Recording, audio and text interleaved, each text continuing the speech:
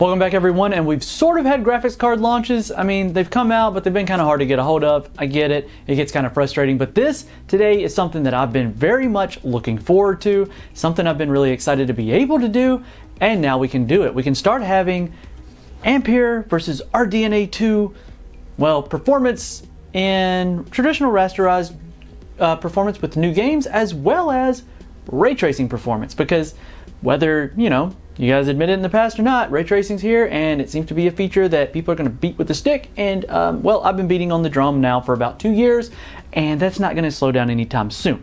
I was really hoping that today we would be talking about Godfall, since that's the latest game that has come out with ray trace shadows. However, right now it's limited to RDNA 2 cards. Now, if you wanted to see me do like a breakdown of shadows with ray trace shadows with Godfall and RDNA 2, let me know down in the comment section below. I'd be happy to do that. But for today, we want to do comparison performance between 3080 and 6800 XT. We also threw in 3070 and the 6800 so that we could round out the 6800 series and that, well, non-BFG level of Ampere, so 3070, 3080.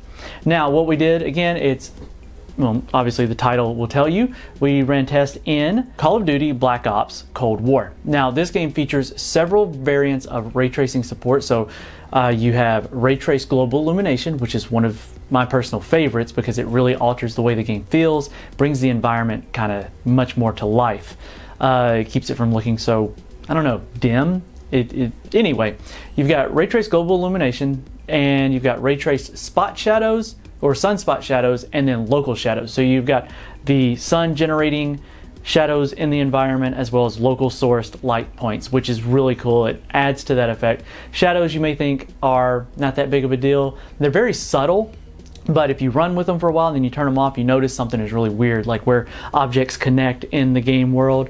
They'll almost look like they're floating, like a table leg that doesn't quite touch the floor because the shadow's a little bit off.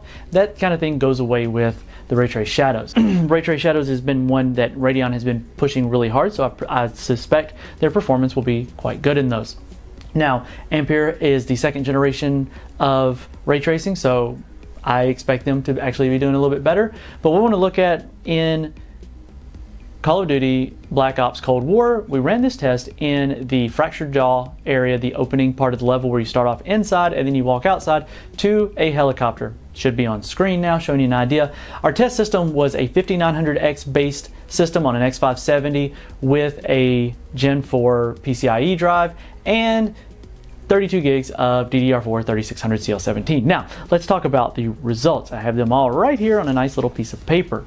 As far as drivers though, before we jump into that, drivers are the latest public drivers. There are no beta drivers, no press drivers being used here.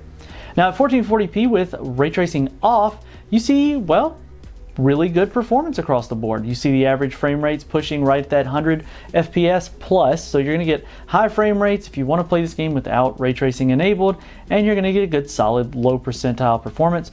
And if you want to bump that up to 4K, you're going to be right there around the 60 FPS target. Now, the fact that we tested these with the highest settings means you could adjust some things, and we did use the ultra mega super duper texture pack. So, something to keep in mind there if anybody's concerned about the 3070's 8 gigabytes of VRAM compared to everybody else's much more. Now, shows that the 1 percentiles drop a bit, but average frame rates hover at or above the 60 FPS mark, meaning you're going to get a pretty smooth experience, and you can tweak this pretty easily for much better performance. Now, the 1440p, we're going to go back and we're going to do ray tracing on. We're going to enable ray tracing, and what we get here is a very different story. Seeing where the 6800 series were at the middle of the pack, they're now down at the bottom. Now you see average frame rates at 42 and 50 for the 6800 series, and frame rates start at 62 with the RTX 3070. Now it's still a pretty substantial hit in performance to the RTX cards, but nowhere near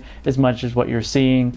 You're seeing around a 42% performance of the 6800 and about the same with the 6800. Now, if you want to enable DLSS, if that's something you really want to do, because this game does support it with the 3070, 3080, you're going to see the frame rates jump up an entire tier. So the average frame rates for the 3070 go up just a hair above the 3080. It doesn't do a whole lot for the 1% percentiles because you are still going to find yourself CPU bound a bit in these situations. So I would take the higher average, but just remember the 3080 will run smoother than the 3070 with DLSS at 1440p. What about 4K? Moving up to 4K, we see the numbers shift kind of exactly where we expected them to. The 6800 XT is able to break the 30 FPS barrier for that level if you want that. The 3070, however, sits at a 3070 or 37. Interesting. 3070 does 37 FPS, and the RTX 3080 does 50 FPS.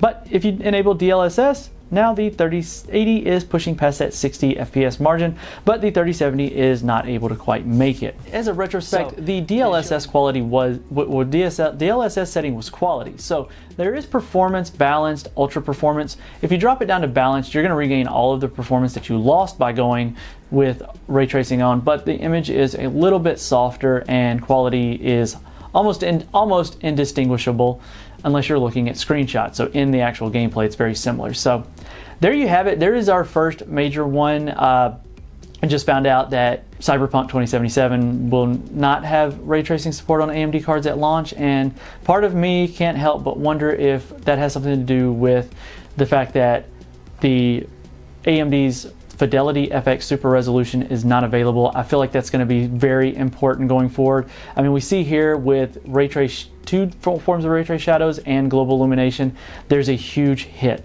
Now, people will point out games like Dirt 5 and the ray trace performance with shadows enabled. That's kind of a tough one because it is a beta branch of the game.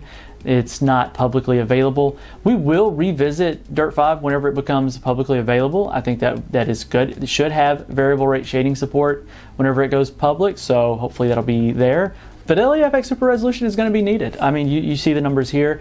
The RDNA 2 cards can do ray tracing, so there's no reason that you should say they can't. However, you can see the performance is a good bit behind comparably priced NVIDIA solutions. So, you know, against last generation, they're doing good, but they didn't come out 2 years ago. They came out now. All right, guys, let us know down in the comment section. Do you want to see us do some in-depth looks at Godfall? Do you want to continue? Do you want us to do more? What do you want to do? I'd love to hear from you down there. Anyway, like, subscribe, do your thing. We'll catch you guys in the next one.